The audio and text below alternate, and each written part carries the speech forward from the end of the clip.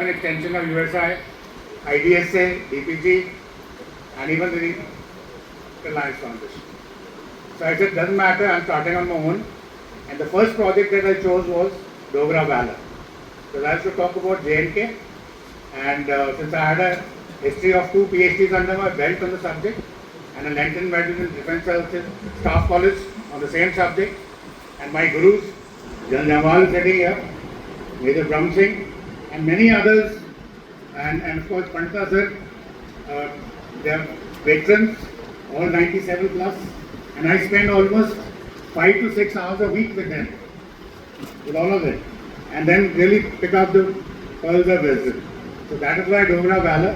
When I was told it is Maharaja Pratap Singh, I said let me talk about his military adventures, which are very, very few, and certain amount of insights that were already been given by Aravalli sir. What the circumstances, was he a Maharaja actually for 40 years, was he nominal, was he under the British influence, etc. A bit of a introduction has been given to you. And I am also alive talking at this time after a sumptuous lunch. In this weather, it's a big call to talk about. But nevertheless, as I promised Jyotsna ma'am, we will be short. In fact, I have my Chief Executive Officer here who is making my PPT. I said keep only the bullet points, no explanations, because we won't have time to do that. So the way Raghuvan Sanyal sir has done it in a much faster manner, I shall be taking it to you from there.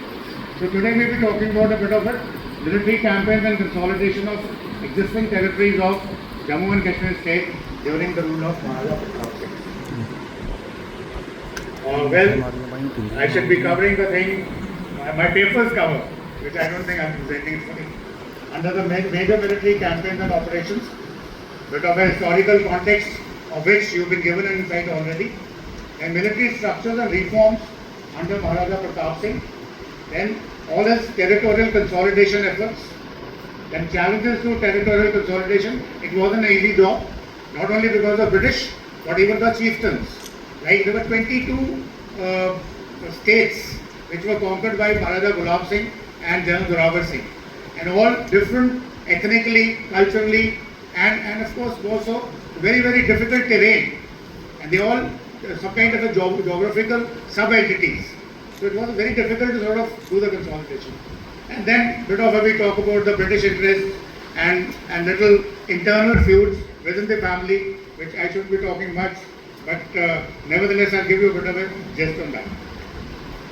So we will study the rule of Maharaja Pratap, and my aim for this in my study was to explore the various military campaigns launched during Maharaja Pratap Singh's reign, the strategies employed to consolidate existing territories, and the geopolitical factors that influence those efforts. And second thing was, by examining this crucial period, we can gain insights into the formation of a modern state of Jammu and Kashmir and its historical roots of some of the region's contemporary problems. Terrorism is one, and very soon, of course, inspired by, again, Harbans Singh Ji. I took one of his papers which he read to us about 3 years back. I done a lot of research starting by 1816, and I will be exposing the British in many, many more ways which has already been done. So that is the purpose. And then the military campaigns, this comprehensive analysis will examine the military campaigns, territorial consolidation efforts for 40 years. And then we'll see how were they maintaining and strengthening the borders all along. Historical perspective, let's see what are the strategic importance of this region. So this is the map I wanted to show you. Just shows you. Also not projecting this. We have some kind of a projector. Which have another. If you see the map, I think my watch is good enough to have a light. This is the region of Jammu and Kashmir, and this is the Pamir North.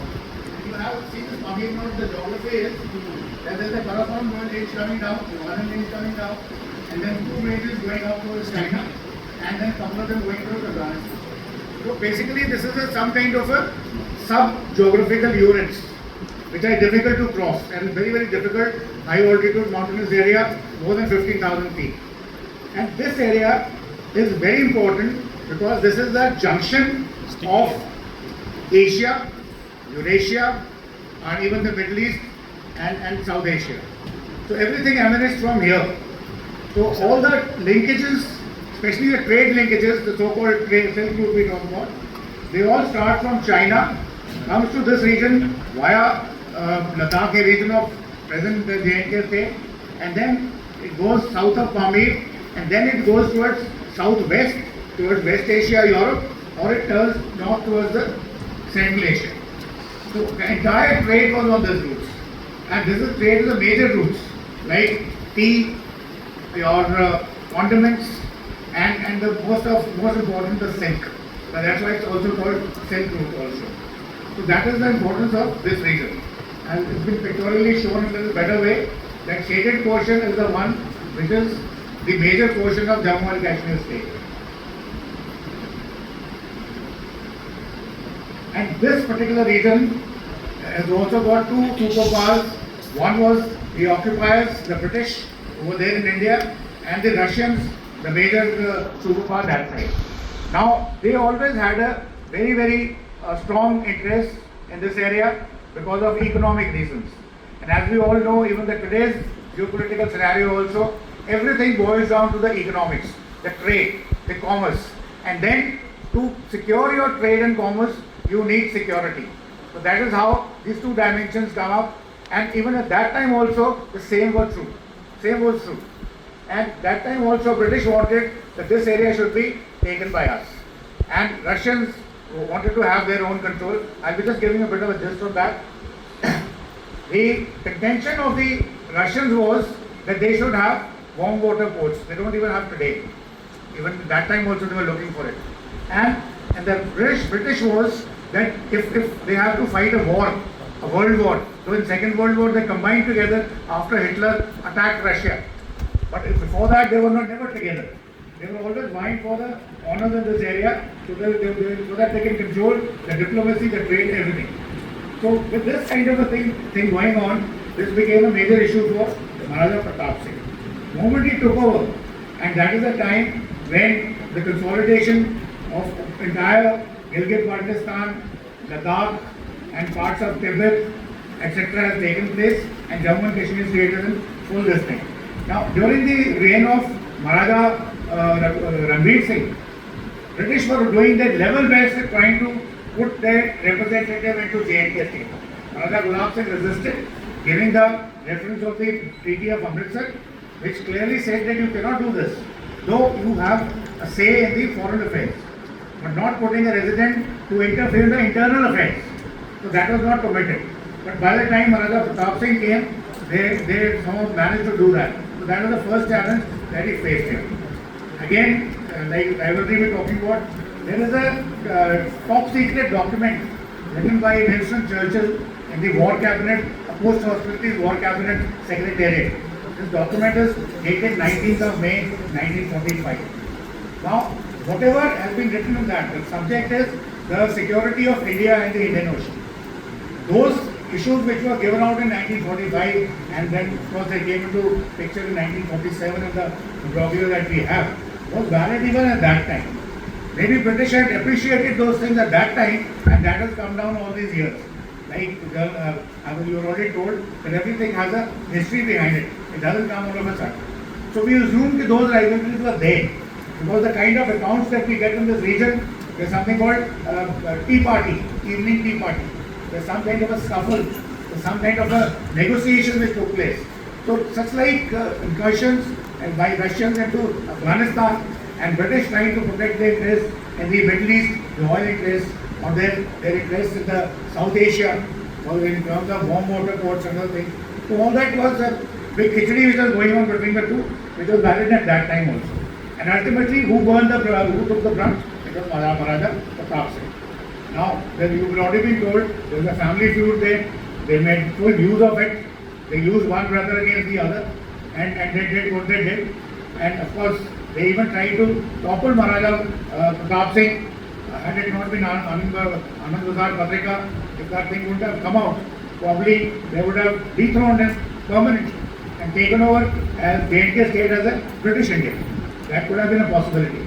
But then probably British Parliament did not allow that, since that conspiracy was leaked. And there's so many blemishes were put on him. So under these circumstances, he has inherited some kind of a, what do you call, army under him, given to him by Aravalli Singh, Bhaz Singh, and all those heroes. And now what to do with it?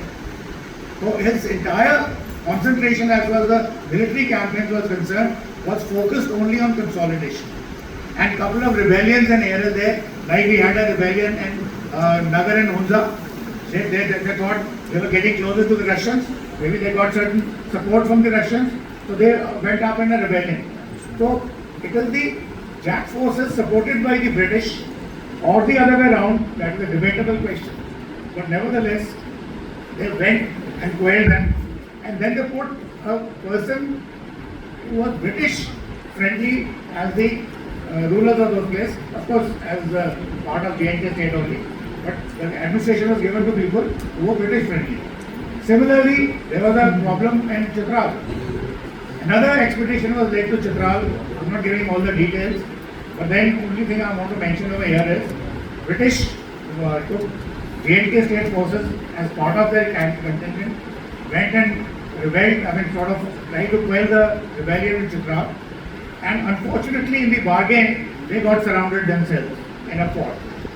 Now, when this army unit from the Jammu Kashmir state forces was going, it was a 4th battalion. Now, General Bhaz Singh belongs to 4th. He is not part of the battalion now. But see the passion of a Dogra valor, Dogra general. He says, my battalion is going so far away, thousands of miles away to fight. I am also coming along. So he had no business to do that. He could have been stopped. But he says, my passion. And he goes there and he meets there a lieutenant who was in charge of that particular garrison which was surrounded. So lieutenant says, why have you come? He says, I've come to help you. And then he says, how will you help him? We are surrounded. We are outnumbered by Russians and other local rebels. He says, you don't worry, leave it to us. We are Dogras. Why I'm mentioning this is because it is a Dogra valor. And within no time, he said, open the doors and get a frontal attack of those guys and decimated. And that is again, frontal attacks, very few, like Battle of Haifa or something, probably you would have heard of, but again Dogras. So, Dogras means Haifa may be Dogras say. A lot of guys don't know. They feel it's a cavalry of Karnataka cavalry, Hyderabad cavalry and Jodhpur cavalry. We had 2 troops of Jammu and Kashmir cavalry also. So that's why he said Haifa. So frontal attack.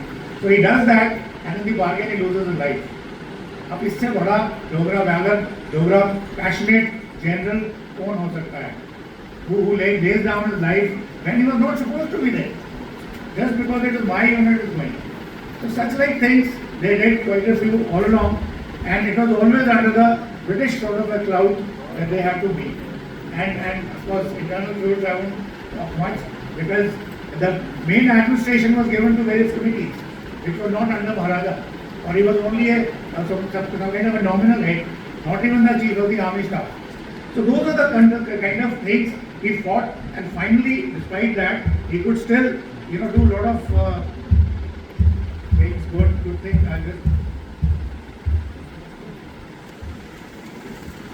He could improve the military infrastructure.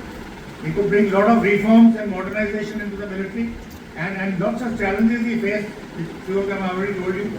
And then his achievements include profound modernization, peace promotion, transformative social welfare activities, socio-economic reforms carried out by him, enhanced state's infrastructure and development, and enduring influence on state development, and he was a visionary ruler and a reformer. Unfortunately, because the entire British Mahkama was against him, even within the family people were against him, so he did not get much of a coverage for his good deeds. Nobody wrote about it much, but we had a hard time finding this out from somewhere. We got it finally, and that today we are bringing it out. So I think I have finished this thing. Anybody, any questions or not? Unless the chair gives up.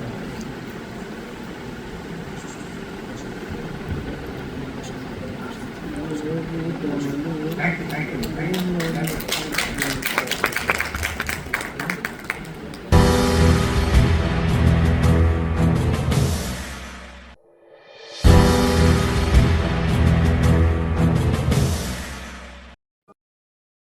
Please like and subscribe.